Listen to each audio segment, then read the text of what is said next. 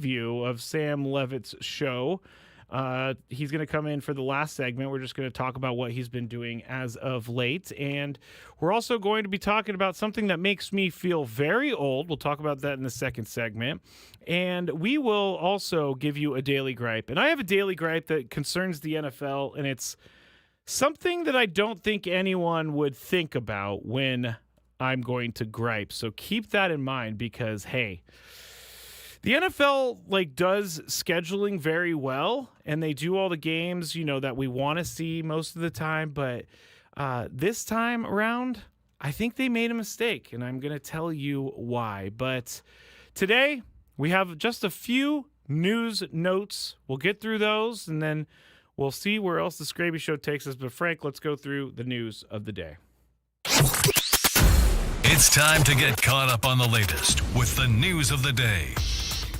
All right. Mike Shildt officially announced as the Padres manager, or not announced as the Padres manager. He's been extended through 2027, so he will be with the team. There's no lame duck status for Mike Shildt. We played some of the audio earlier in the Gwynn and Chris show. I know that Sam's going to revisit that, so I'm going to leave that for Mr. Levitt, and he will talk about that. But Mike Shildt, with his extension, like I said last night, it's just more familiarity for the team. And I really, after listening to those sound bites, I really do think that his time with the team before he became manager was the key for him getting this job. And AJ does say during it that he's been on their radar for quite a while. And AJ has been, maybe keeping in the back of his mind that Mike Shildt could be a guy for the managerial job for a very long time. But I think that what he did with the team, he came in after he was let go by the Cardinals, which had to have been hard on him. And he came in and he just kind of put his head down. He worked. He got to know the organization. He got to know the players. He got to know how the Padres organization runs. And so he made his way up, and then he got to the manager spot. Last year they go to the playoffs. Not the finish that we all wanted, but I think this is the right move for the Padres. Mike Shildt is the guy for the team, and they should be happy that he is going forward with the team. And he was also saying, and I know Sam's going to go back and revisit it, so you'll hear it from him later, but he was saying that the visions between he and A.J. Preller align, and they are both have a common goal, obviously, of winning a championship, but they have a common goal on how to build a team together. So I think possibly the reason A.J. Preller did so well last year may be because Mike Shildt and A.J. Preller have the same sort of thought process on what players to bring in and all of that. So we'll see that relationship get stronger as they go along. But it's a good thing for the Padres to have Mike Shildt under contract through 2027. Mike Shilt's former team, the Cardinals, is actually going to be moving one of their players position-wise, and it was former catcher Wilson Contreras.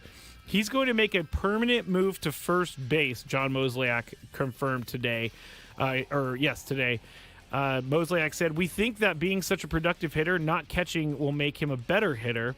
How do we protect his career is the question." So he signed a 5-year, $87.5 million contract that runs through 2027.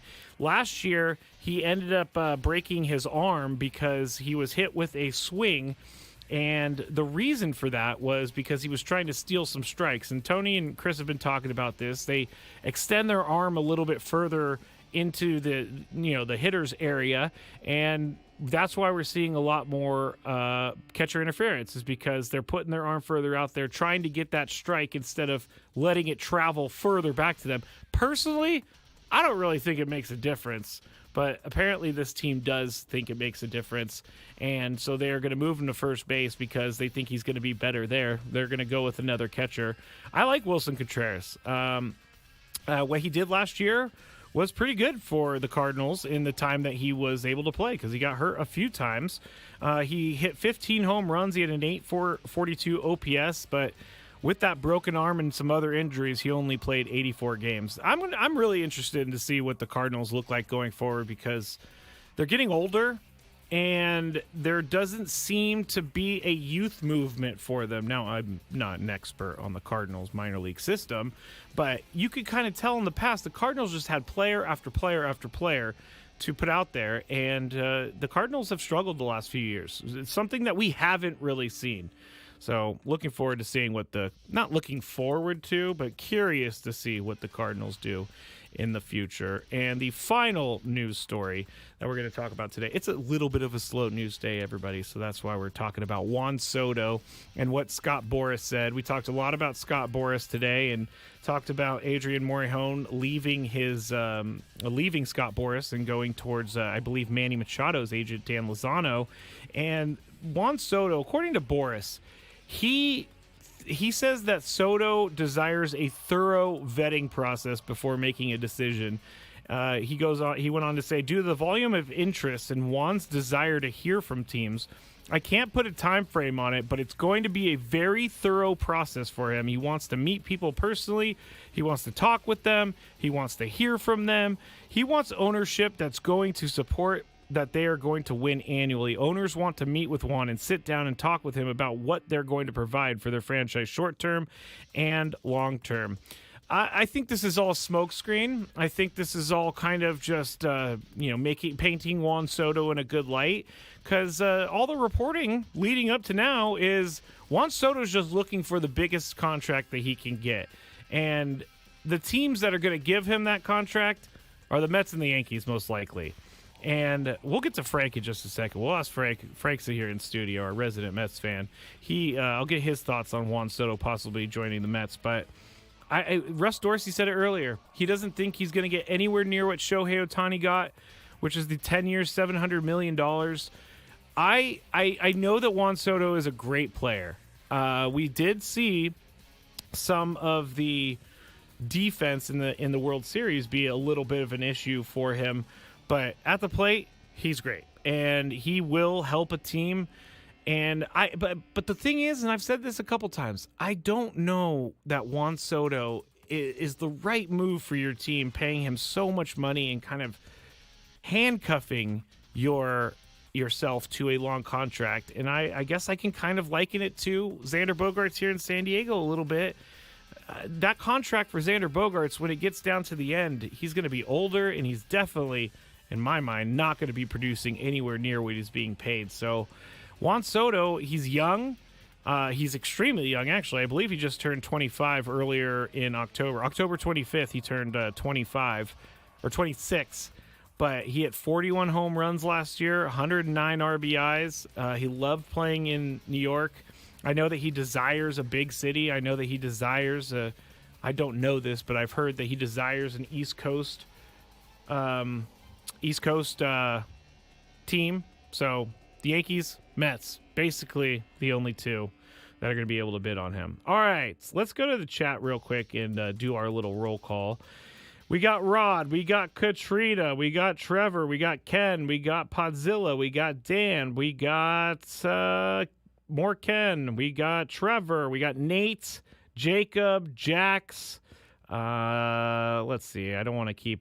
That's it. Rod, I can't forget Rod. Thank you to everyone for being here. If you want to watch the show, you can go to YouTube, search 97.3 The Fan. You'll be able to see me. And right now, I'm going to put Mr. Frank Marchese on the screen. Frank, your name is Braden on that thing, but I never change it, so it's... Me neither. To be honest, point. I never changed it either. So I'm usually either Adam or Braden because they seem to be the ones who change it. But Frank has been out a little bit. I want to talk to you about your surgery and your weight loss surgery in the next segment a little bit because I think it's important for people to hear what you went through, what you're going through. But I want to talk about Juan Soto and the Mets. Do you think your Mets are going to sign Juan Soto? And do you think, or do you want your Mets to sign Juan Soto? I think they will. They had a lot of money open up over the course of this offseason. Scherzer's no longer on the books. Verlander's no longer on the books.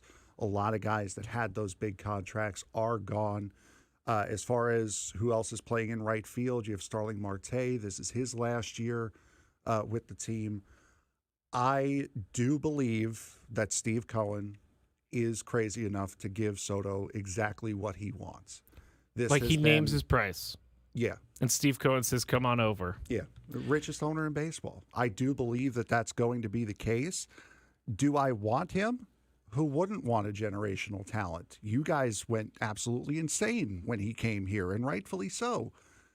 To lock him up for 13 years, until he's like 40 at $600+ million. It's the price of doing business with Juan Soto. You're putting a lot of faith in the fact that he is going to stay as good as he was last year. I have a little bit of not trepidation, but I want to know. I don't know. How do I say this without seeming like a hater? I think that maybe once he gets his contract, there is possibly a little less motivation to be great, even though Juan Soto could wake up, roll out of bed, and be great. I'm not saying that he's going to be a lazy athlete or anything like that, but once you get that big contract, sometimes your mind goes a little bit elsewhere. Like, you don't want to do that extra lap. You're like, I got it already. I mean, I understand where you're coming from, especially with how he handled it here. He had 2 years, 3 years of control when he got here, 2.5 technically. Wasn't going to get a contract extension when he got here. I see where you're coming from with that. I don't think his first year with the Mets is going to be good, because you got to think there's a lot when, like, say with Xander Bogaerts signing here. There's a lot behind the scenes that we never talk about that goes into that. You have to move. You have to pack up your house. You have to find one. You have to put your kids into school. There's a lot of things that goes on behind the scenes. Plus, American League and National League Baseball is different. Now, he's played in the National League for a vast majority of his career, so I don't see that being too big of an issue. But there is going to be a change. There is going to be a lot of stuff that happens that we don't see and we don't talk about that might hinder his first year and certainly would give the impression. I think he also will feed off a guy like Francisco Lindor having the season that he had and trying to either match him or be better than him, which is only good for the team. If like Scott Boras said, he wants to meet with everyone, he wants to vet everything. If he's doing that and he meets with Steve Cohen, I think he's going to see really quick that Steve Cohen is willing to do anything to win, and that means spend a lot of money. So Yamamoto spoke very highly of Steve Cohen in the meetings that they had before he eventually ended up signing with the Dodgers. Ugh. I think it was. That was a reaction. I think it was the money. You think the $325 million that he got? The Mets weren't far off of that. What did they get? Or what did they offer him? I think it was 300. It was either that or just slightly north of that. But Yamamoto spoke very highly about meeting with Steve Cohen, went to his house, had dinner, met and talked with the family. So Steve Cohen will impress anyone he needs to impress. I'm just thinking about that meeting. I know that I would be so awkward. Like would I. Steve Cohen's house, like, he's trying to wine and dine you, getting to sign with his team. And I would just be like, what am I this is so weird. All he wants me here for is so I can play for his team, and he could pay me a lot of money. Yeah. But we'll see what happens with Juan Soto. I mean, he's going to be one of the names that we tell our grandkids about. So, and he's made it very clear, especially at the beginning of the season, that if you read between the lines of what he's saying, he's always said from the start that him being on the Yankees was a 1-year loan. It didn't sound like from the beginning of the year that he was going to come back. So I would have to assume he's not going to be a Yankee next year. It's very interesting. Very interesting. All right, that's Frank Marchese. I'm Matt Skraby. This is the Skraby Show. When we get back, I'm going to talk about something that made me feel so old when I read about it, and also we're going to talk to Frank to see what he's been up to in the last couple of weeks. And then after that, Sammy Lev is going to come in here. We're going to talk before the premiere of his show on 97.3 The Fan. Thank you for everybody joining us. You can on YouTube. Just search 97.3 The Fan. Back shortly.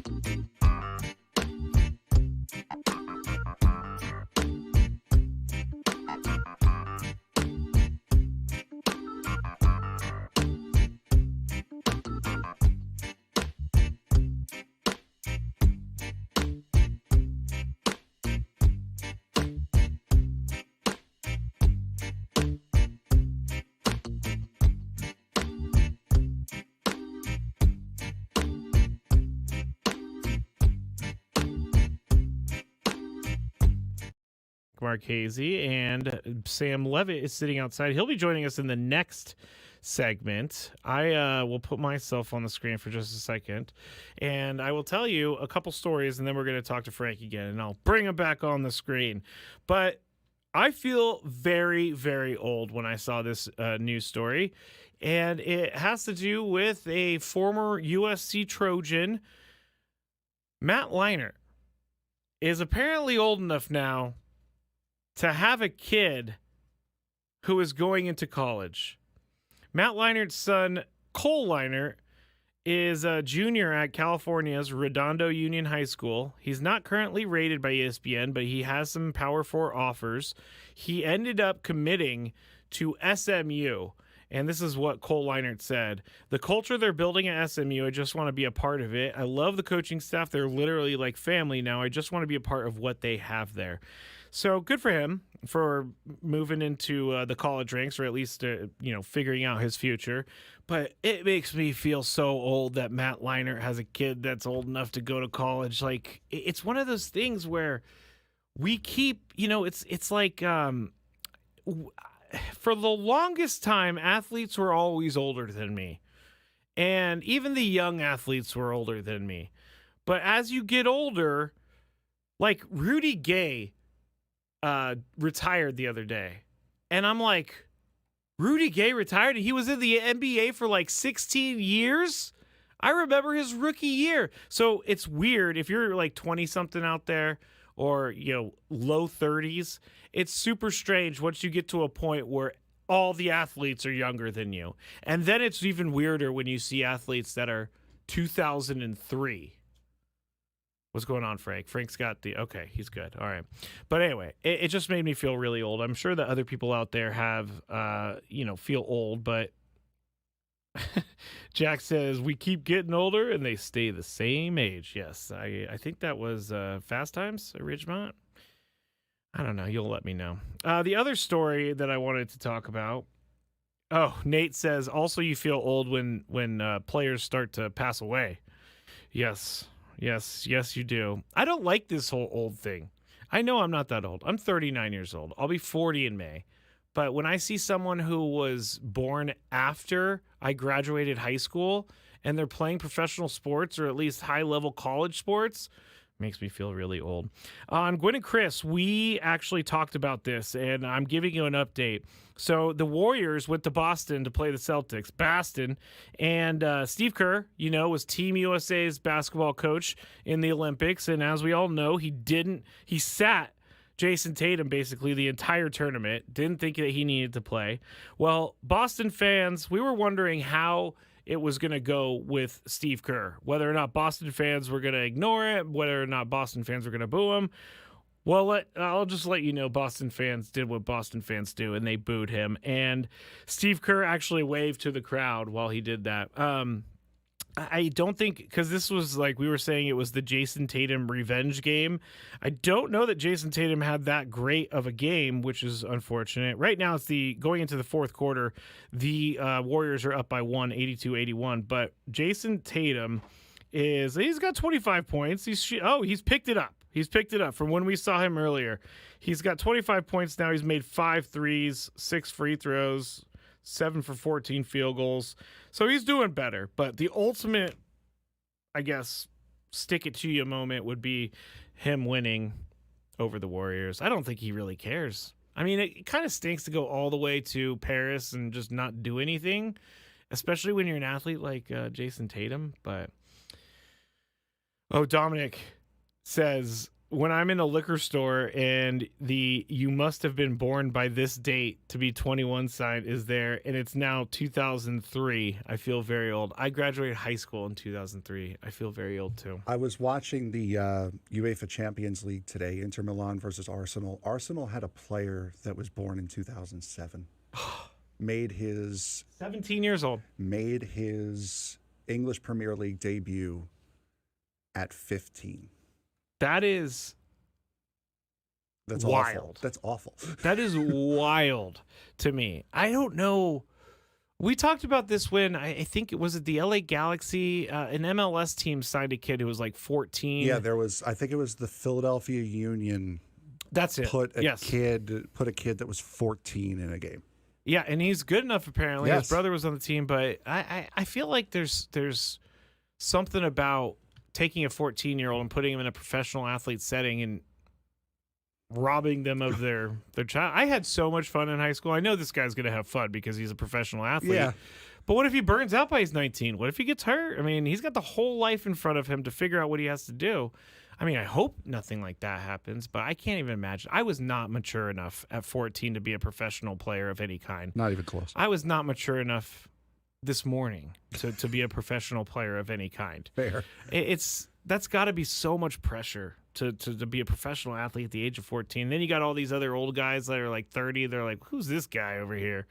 He's making all the money, and now I'm going to have to retire. And he was born like 3 weeks ago. Mm-hmm. All right, Frank, let's talk. You were out a little bit in the last couple weeks. What was going on? Tell us what happened and how you're doing.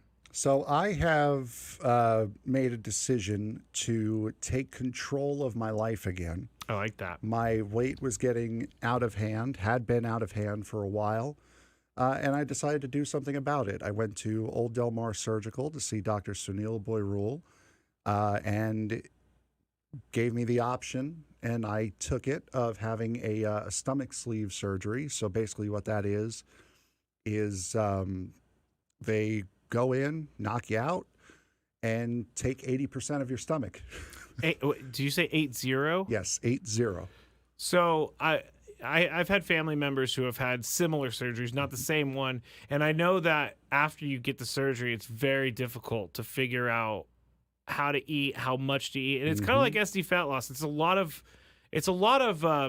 trial and error. And so, what have you what's your program been since you've been done with the surgery? I had the surgery on the 24th. I had it at the Scripps Medical Center in La Jolla. The nurses, doctors, everyone there were absolute angels. They could not have made anything easier. They were so perfect. Had surgery on the 24th.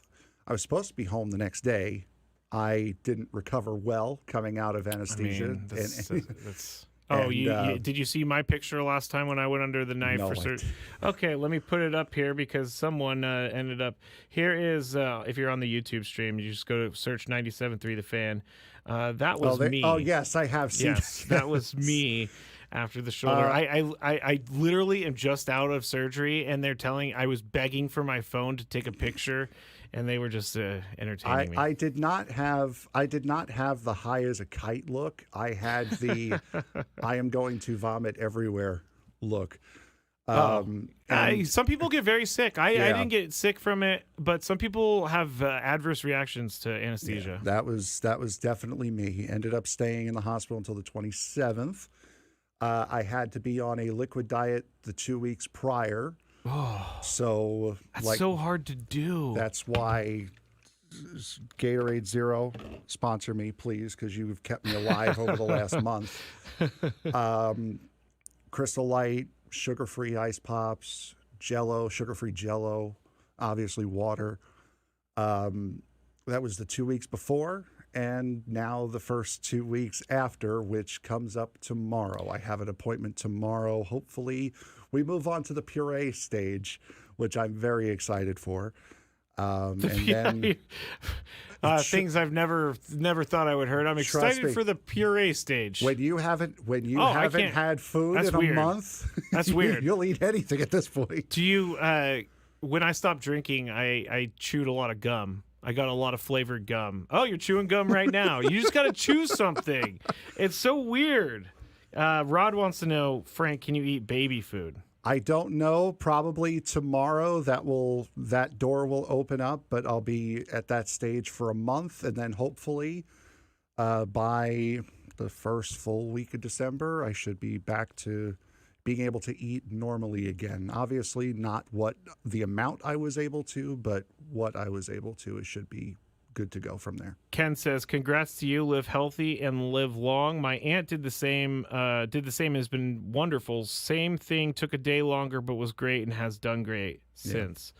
So it's not cure all. It's not a fix. It's not.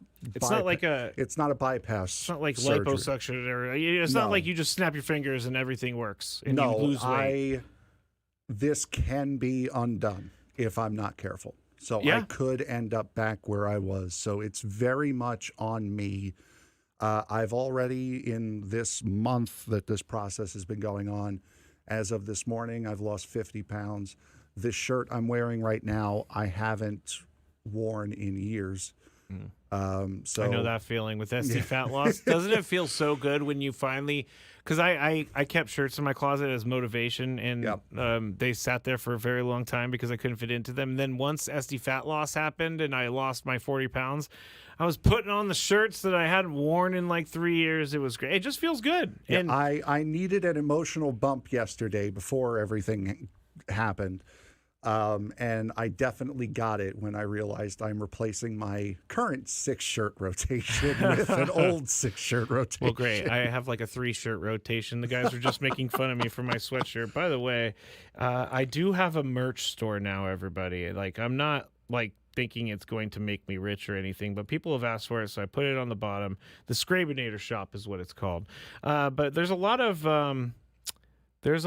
good questions. Yeah, I'm seeing them in here. And McKee says Frank is glowing. Blue Meanie has a question, and it's what motivated you to do the surgery instead of SD fat loss? When I went to Dr. Boyrule for the first time, you get a full body scan, genetics, everything like that. And from what he saw with the way I am genetically, my body stores fat for a long, harsh winter that's never going to come. Tell me about it. So I know that too. So if I were to just work out, eat, go on a regular diet, I'd only lose about 40 pounds naturally before I plateaued and I was done. Yeah. So with this, that was supposed to help get me past that.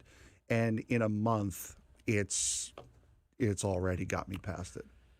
That's awesome. I'm proud of you, Frank. I think Thank you. it takes. And thank you to everybody in the chat. I'm seeing a lot of good lucks. You can do it. Thank you very much. I really appreciate all the support. And my family's been great with this. And it's step one, but it's a step.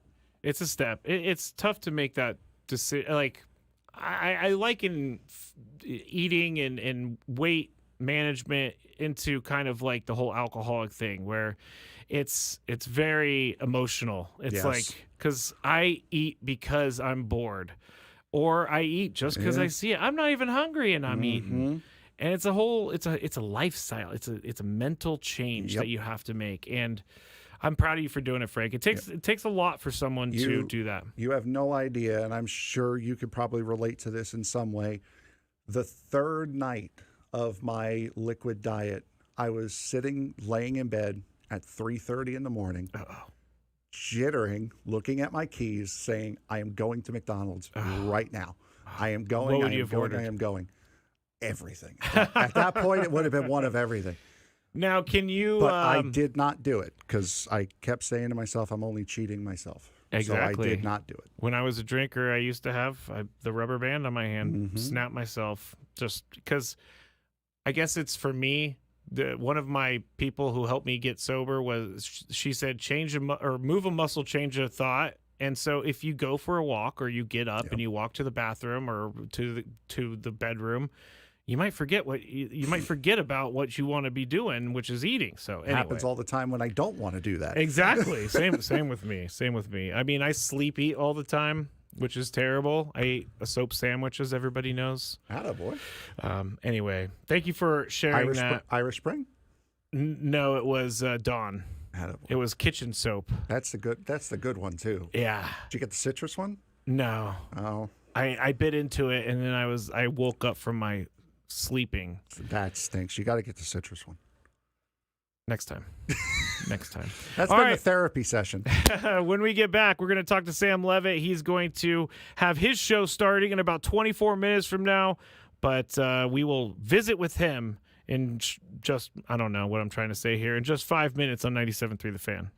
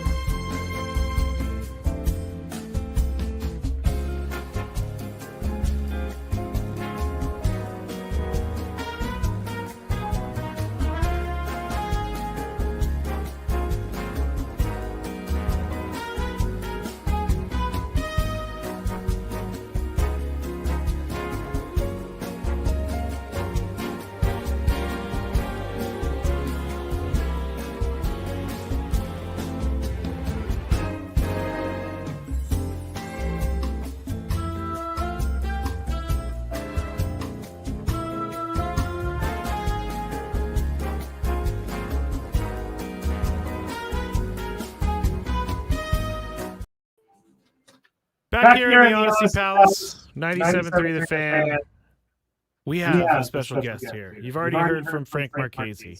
You've already heard from me, Matt Skraby. Now you get to hear with Mr. Mojo himself, Sam Levitt, and he is wearing a Mojo hat. That's why I said, "Hey Sam, how you doing?" Hey, what's up? How you guys doing? That was a very nice conversation you guys had in the previous segment about Frank's wonderful journey he's on. He looks great. He does. Talk more about it during our opening segment, but he does look very, very good. You can certainly see the 50 pounds down. It was a noticeable difference when you walked in. It was funny because we were calling you. I was explaining Italian Paul to everyone, and then Italian Paul literally walked by as we were talking about Italian Paul. They also didn't know that Adam is called Bald Paul, which is hilarious. Bald Rondo. Bald Rondo, yeah, sorry. But that is really funny. But yes, conversations like that need to happen because people are out there, and it's like my drinking. I don't necessarily find it very comfortable to talk about it at times, but I know that it's helping people. I know that Frank is helping people. With discomfort comes growth. That's a mantra I've taken on. So. All right. Very good. You should tattoo that on your arm. I will not. Okay. Anyway, Sam, I'm not going to talk to you about anything Padres because you're going to have 2 hours to talk about. Oh, yes, I am. And that's right. We've already done the sound clips. We heard Mike Schill was extended. But what have you been up to the last couple of weeks? A little bit of everything. I mean, definitely some downtime, but working on some different stuff and doing a little planning for things like the winter meetings and whatnot. So it's been quieter, no doubt. But getting back into it with the new show coming up at 7 p.m. And we'll start getting into some content and the show and whatnot as we get deeper into the winter. So relaxing, Skraby. You told us last week it's kind of weird when the season just ends. Yeah. And no one was expecting for that season to end. Did you kind of just walk aimlessly around for the next couple days because you were like, I got to do something? No. It was a weird ending. I mean, I remember leaving Dodger Stadium on that Friday night, and I drove back to San Diego with Dave Marcus, who was very kind. Wow. Yes, kind enough to give me a ride. What was that like? It was great. Dave's a great guy. Yes, so we drove back to San Diego, and it was just odd that it was over so quickly, right? Yeah. It went from trailing game 4, but obviously having a wonderful opportunity at home in game 4 to then game 5 happening and it just feeling over really, really quickly and obviously in a stunning way. And we'll talk more about it in the next hour. But it's always beyond just the disappointment of losing. It's to me, even when I was in the minor leagues, it's always weird when the season comes to an end because it's just you go from being so deep into it every single day, all the different things you do. It's so consuming. Even going back to spring training, even when I'm in the studio here, like, hey, I'm prepping for the shows, watching the Padres a solid 7-8 hours a day. No joke. And honestly, I'll say it from this perspective.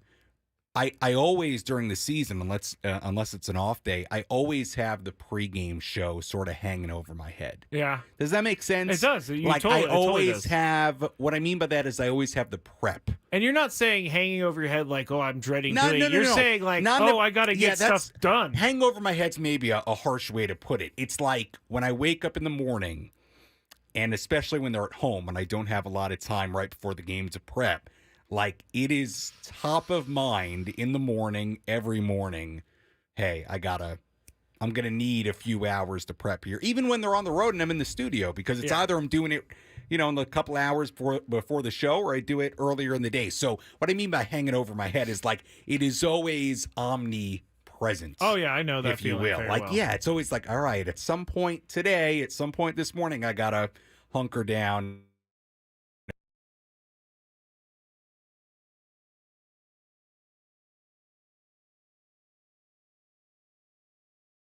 Doing my big 5. Here's my thing. I like to have the big 5 done, and I like to have, or at least 4 of them done, and I like to have all my reads set up in the document before I leave here, because for some reason, that hour that it takes between when I stop working and then when I get here, a lot of news breaks, and so Yeah. it's just very it's funny to have a different Well, prep cycle. I'm pretty similar, and I've talked about this before, but especially when the Padres are at home, I like to have all the nuts and bolts of the pregame done. Right, so like every segment, the notes, who's hot, who's not, around the horn, the keys to the game, the pitching preview. Yes, I like to have it all written out and done, because when I get to the ballpark, that's time A, to be in the clubhouse and on the field, Yep. to talk to guys, to record interviews, whatever I got to do. You know, sometimes I'm in the clubhouse I usually am the full, let's say 50 minutes it's open, with the goal of getting one interview. Yeah. And sometimes I don't get that interview until the very end. Like I try to be in there the whole time, one way or another. You know, it's about that. It's about being on the field. It's about getting the manager. And then I got to cut all that audio. And look, I go on an hour before the game. So it gets to, say 5:40, gets there really quickly. You don't have a ton of time to do like the notes. And also it gives you time to, like, to your point, react to things that have gone on over the course of the afternoon, right? Like if there's news about a player, if there's something that pops up, whether it be for the Padres or whoever they're playing, gives you more time to kind of digest it, get your notes ready, get your interviews ready, whatever sound you might have. Every day is different, right? So anyway, I know this is super compelling, but no, the Skraby Show, the Skrabinators out there, they love hearing the inside talk, like how we prepare, how, like last week I talked all about the rules of the clubhouse, which you're very familiar with. And when I went into the clubhouse, I didn't know that you couldn't sit down on these chairs. And then I sat down on the chairs, and everybody was very nice about everything. But there are certain hold on. rules. The first time you sat? Well, I was standing there for so long, and no one had sat in those chairs, and I was just like, okay. I mean, these look open. Well, they're on top of the SD logo, so you're allowed to stand on the SD logo. Yeah, nobody sits. I'd be curious to talk to some of the older, or I should say, more senior reporters, whether it be the Padres or elsewhere. And know if back in the day, if they sat down in chairs in the clubhouse. Annie Halbrand, the first time if it was a little bit more casual in that sense, because now you wouldn't do it. Are you kidding me? Yeah. But it's here's the thing, and this is something I think that you're always mindful of, and I think all of us that go in the clubhouse every day are really mindful of. You're in their space. Exactly. Right? So it's like if somebody walked into your living room, right? You'd be respectful of their space. So whether that is not sitting down on chairs, right? Everybody sort of stands around. So that's one way you do it, but also like, I think the way you approach guys and you ask for interviews and you're polite, and Frank has been in there plenty. He knows, like, you're in their space. So I think that's always important to remember. You're allowed to be there, and it's part of the gig. But yeah, you're always in their space. Someone said, let's see. Oh, Jacob said, "Why in the hell would they have a chair in the room if you can't sit on it?"